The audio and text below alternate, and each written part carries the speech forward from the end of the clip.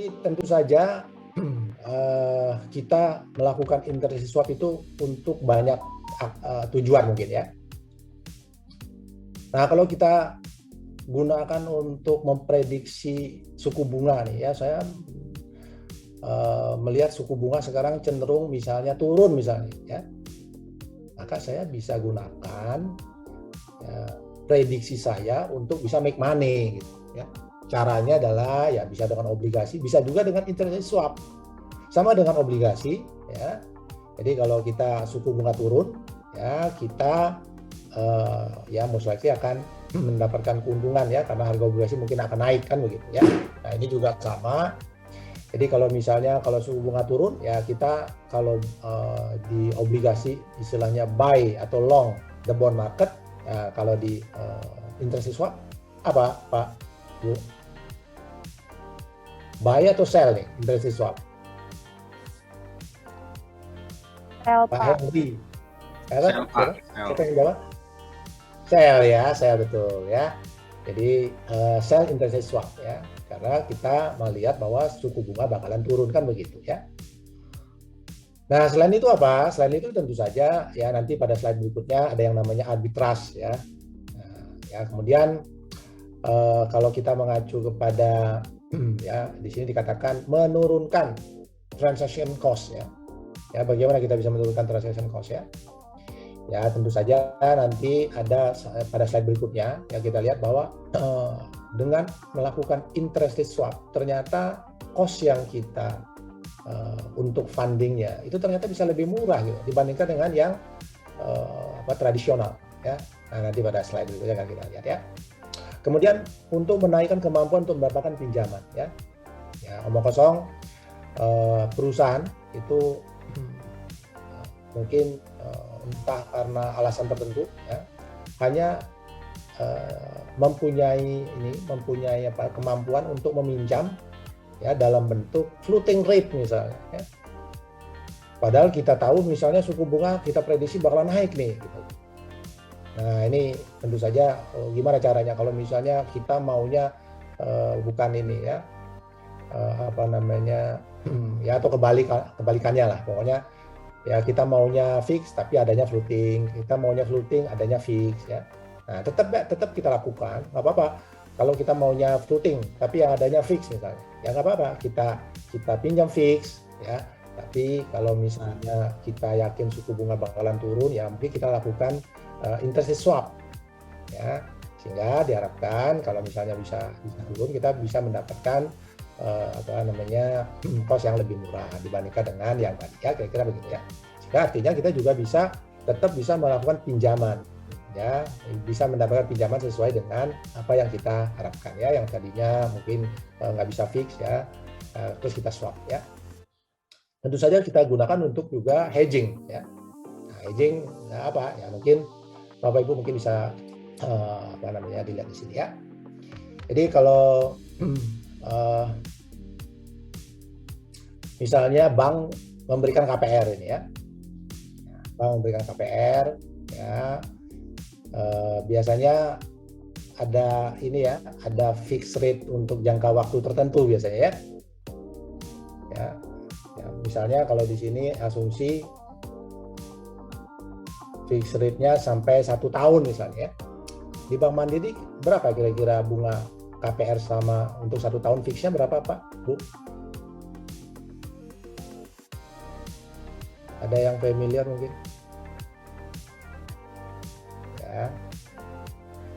Ya omong kosong saja 8% ya. Nah, biasanya kalau KPR itu, kalau bank itu fundingnya dari mana biasanya? Kalau bank memberikan kredit ya, itu biasanya fundingnya dari mana kira-kira?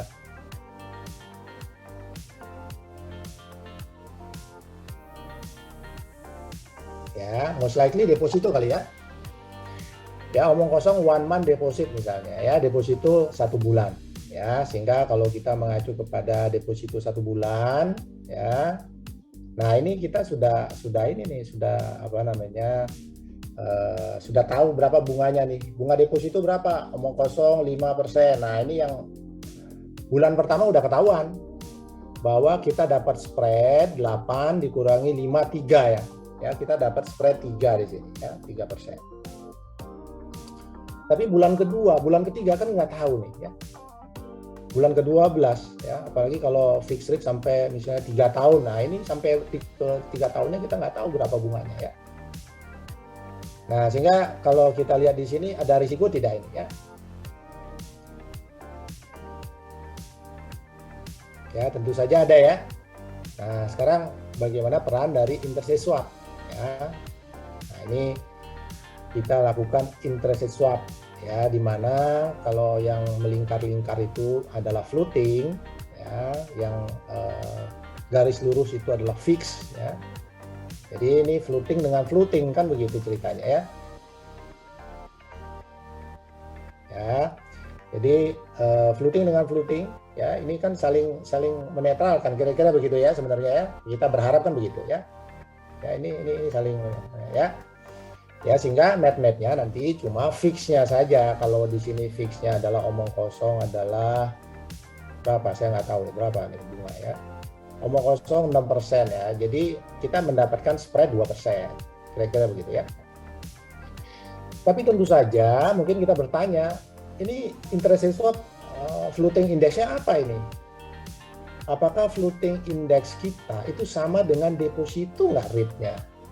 Apakah selalu sama?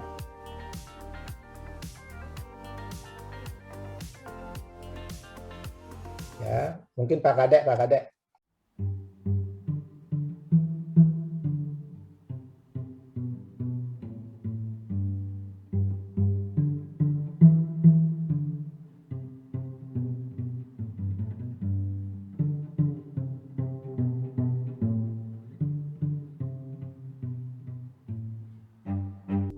Ya, jadi kalau Bapak sudah lihat screen kan ya, jadi KPR, Bank Mandiri punya KPR, ya, kemudian fundingnya dari deposito, kemudian di sini kita hedge dengan interest rate swap, ya. Nah ini kan ya floating index di sini interest rate swap. Ya, kalau rupiah itu apa floating rate indexnya apa? Biasanya apa Pak? Acuannya benchmarknya ya Pak ya? Ya, untuk perhitungan bunganya di sini untuk yang floating interest rate swap itu kemarin. Tadi diajarkan sama Bu ini apa ini di sini biasanya? Indonesia mungkin Pak, money marketnya. Indonesia ya?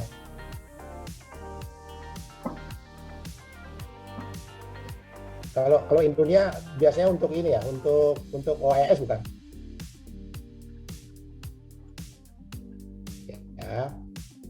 JIBOR ya. JIBOR betul. Ya JIBOR misalnya ya, JIBOR ya. Nah, kalau JIBOR misalnya di sini ya, kemudian di sini deposito, kira-kira deposito sama JIBOR itu naik turunnya sama nggak, Pak? Iya, kurang lebih, Pak. Oh, kurang lebih sama ya? Enggak sama, Pak. Saya juga nggak tahu karena deposito Bank Mandiri bagaimana, saya juga nggak tahu. Tapi sepemahaman saya sih biasanya deposito dengan JIBOR itu ya, misalnya JIBOR diturunkan misalnya ya, JIBOR sekarang turun misalnya ya, kira-kira deposito hari ini langsung turun nggak? Begitu juga kalau misalnya dinaikkan nih, biasanya kalau bank kan susah naiknya biasanya ya. Kalau sekarang JIBOR dinaikkan misalnya ya, kalau JIBOR dinaikkan kira-kira deposito hari ini langsung naik nggak Pak? Belum tentu sih Pak. Nah belum tentu kan. Iya. Ya biasanya agak susah naik ya. Nanti baru mungkin 3 bulan dari sekarang baru naik pelan-pelan ya kan begitu iya, biasanya Pak, kan. Iya Pak. Karena Bank Mandiri juga mungkin mengelola secara portfolio ya, bukan hanya produk per produk saja kan begitu ya. Ada kemungkinan dia perlu waktu untuk bisa naik lagi kan begitu ya. Atau misalnya kalau dibiarkan tetap juga klien nasabah pada tetap datang tuh ke Bank Mandiri, yang ngapain saya naikin kan begitu ya, bisa seperti itu kan ya Pak ya. Artinya most likely ya, kita menyangka di sini floating, ini juga floating, itu ternyata nggak benar-benar match gitu loh Pak. Saya paham ya Pak ya, naik turunnya nggak benar-benar match. Nah, jadi walaupun seolah ini kan floating, ini juga floating ya. Jadi seolah-olah kita anggap ini saling menetralkan ya, tapi kenyataannya nggak selalu seperti itu. Ya, karena itu ada istilah ya, mungkin ada yang tahu mungkin istilahnya. Pernah mendengar yang namanya basis risk nggak? Pernah.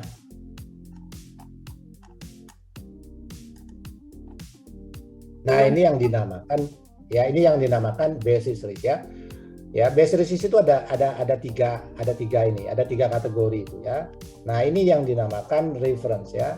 Reference basis risk ya. Ada juga jangka waktu ya yang mungkin berbeda. Misalnya ini satunya kita mengacu kepada cash flow yang 3 bulan. Kita hedge dengan 6 bulan interest rate swap, yaitu cash flow-nya nggak match tenornya ya, karena itu namanya tenor basis risk ya.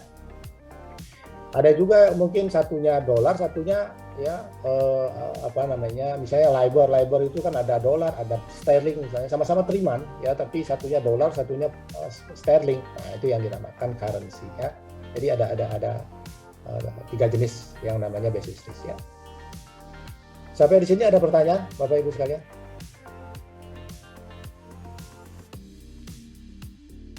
Nah, sekarang coba kita yang lain sekarang ya, kasus yang lain ya.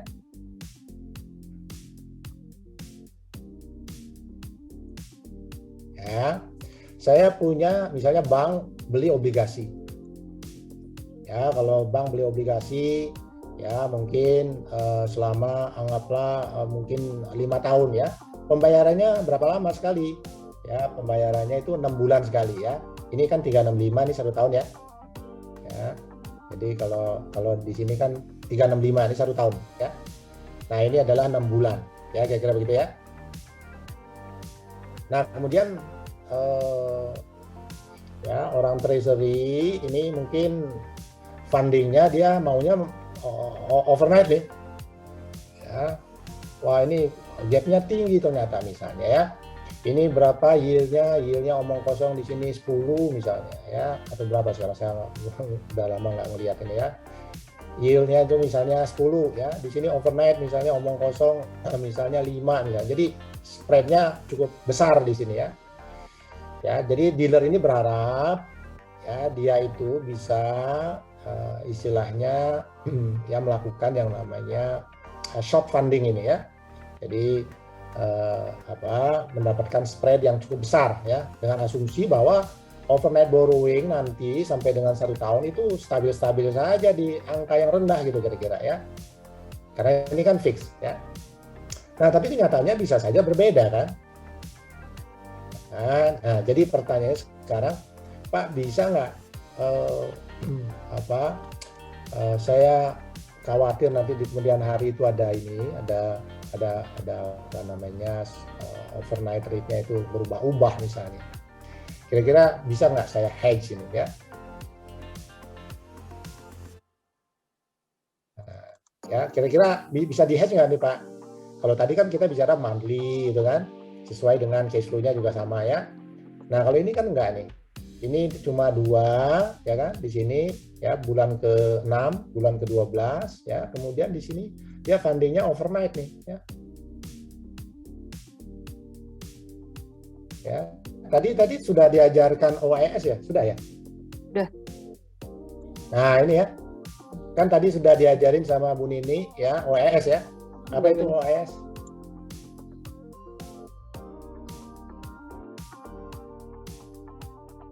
Ya, Pak Iman. OIS itu apa, Pak?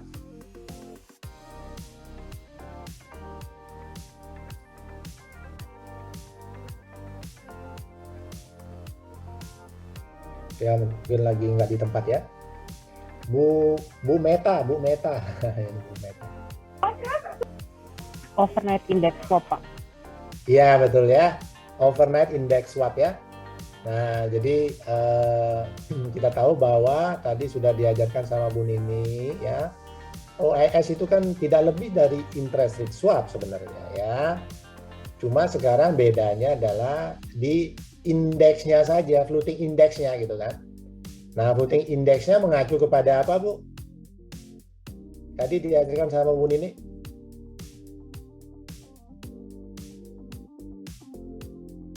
Apa Dunia, Indo? Pak. Indonesia, Pak. Ya. Indonesia ya. Indonesia itu apa, Pak?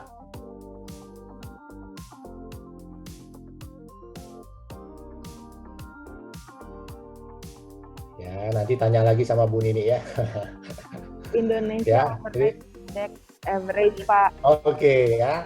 Nah, jadi bedanya dengan interest rate swap ya, OIS ini ya, itu mengacu kepada geometric average kan, ya, geometric average ya. Jadi mengacu kepada geometric average dari Indonesia ini ya, Indonesia yang setiap hari akan diberikan sama dipublish itu setiap malam ya kalau nggak salah ya.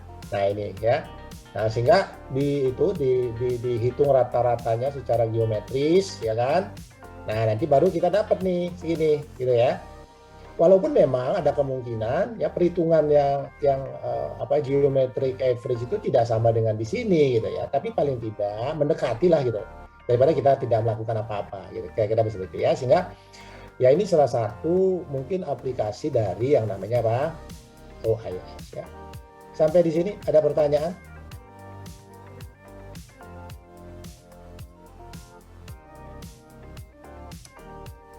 Ya.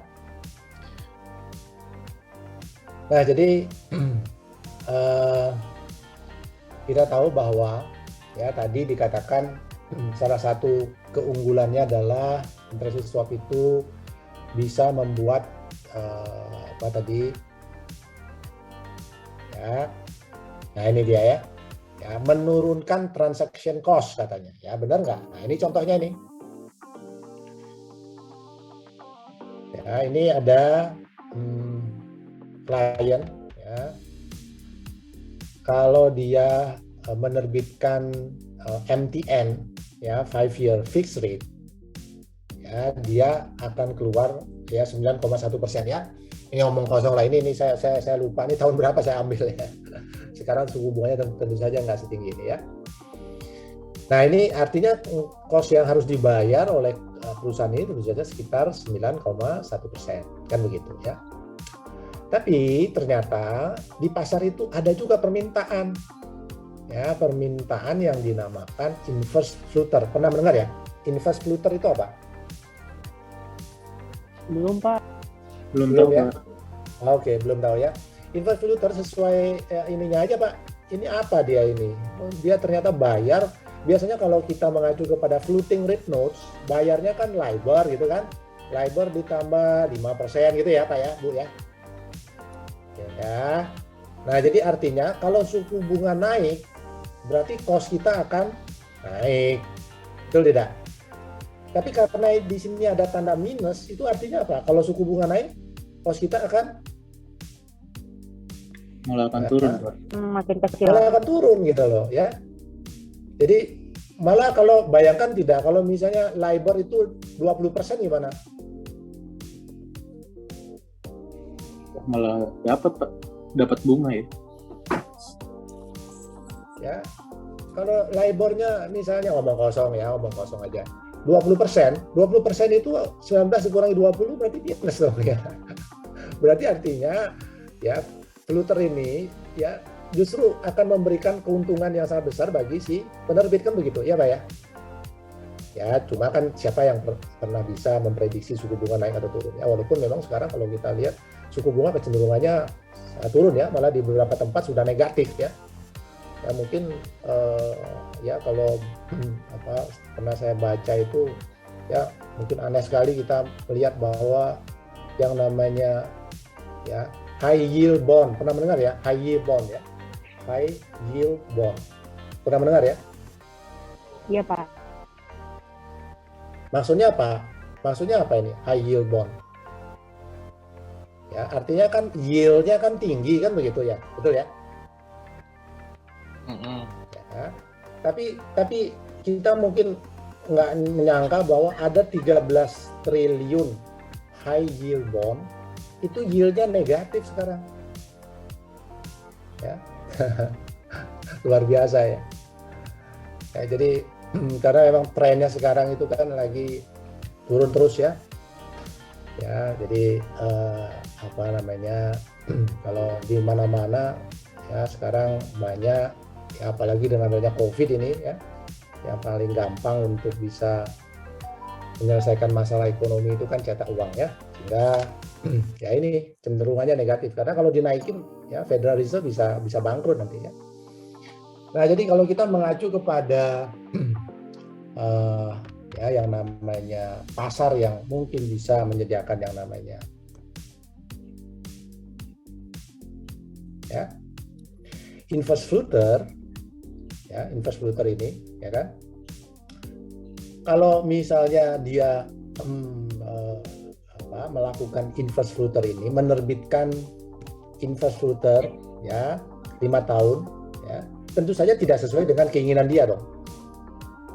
Ya, karena apa?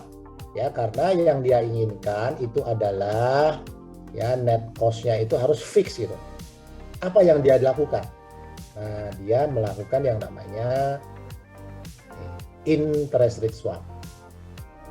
Yaitu dia pay LIBOR ya receive fix 10% ya. Sehingga kalau kita hitung sekarang cost-nya 19 kurang LIBOR 10% kurang LIBOR ya, sehingga net-netnya itu adalah sama dengan ya di sini kan ada ini ada apa namanya ya di sini pay LIBOR, di sini minus gitu kan, sehingga net-netnya jadi 9% ini ya. Padahal di awal itu kalau misalnya dia langsung menerbitkan MTN yang fixed rate itu 9,1 gitu. Ya. Nah, jadi artinya kita sekarang sudah bisa save ya walaupun kecil 10 basis point, tapi kita bisa mendapatkan penghematan gitu ya, 10 basis point. Ya, 10 basis point dari sekian triliun kan mungkin sangat cukup signifikan juga ya, kira-kira begini ya. Nah, ini contoh bagaimana interest rate swap itu bisa menurunkan funding cost-nya.